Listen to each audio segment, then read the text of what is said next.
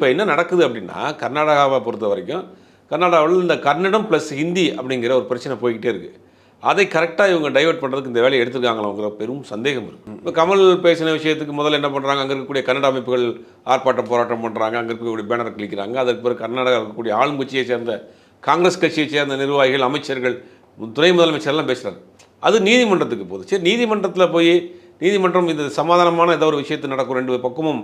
ஏன்னா கமலஹாசன் தமிழ்நாட்டில் இன்றைக்கி மதிக்கக்கூடிய ஒரு தலைவர், ஒரு கட்சியினுடைய தலைவர். அதெல்லாம் தாண்டி விட்டுரும், கட்சி தலைவர்லாம் இன்றைக்கி தான் ஒரு 40 வருடமாக 50 வருடமாக தமிழ்நாட்டில் கொண்டாடப்படக்கூடிய ஒரு கலைஞர். தமிழ்நாட்டினுடைய சினிமா கலையில் ஒரு அங்கீகாரமாக இருக்கக்கூடிய நபர். அதில் யாரும் மாற்று கருத்தே கிடையாது. தமிழ் சினிமாவின் ஒரு அங்கீகாரம், தமிழ் சினிமாவின் ஒரு ஐக்கான் தான் கமலஹாசன். அவர் ஒரு கருத்தை சொல்கிறாரு, நீங்கள் அவர் மன்னிப்பு கேளுங்க அப்படின்னா, உண்மையிலேயே அவர் தவறாக பேசியிருந்தார்னா மன்னிப்பு கேட்குறதுல ஒரு நியாயம் இருக்கும். இதில் நீங்கள் இதை ஒரு வேற்றுமையாக கொண்டு வந்து இதுக்குள்ளே ஒரு பிரச்சனையை கொண்டு வந்து அரசியல் தான் முழுக்க முழுக்க இந்த பிரச்சனைக்கு காரணம் அரசியல் தான்.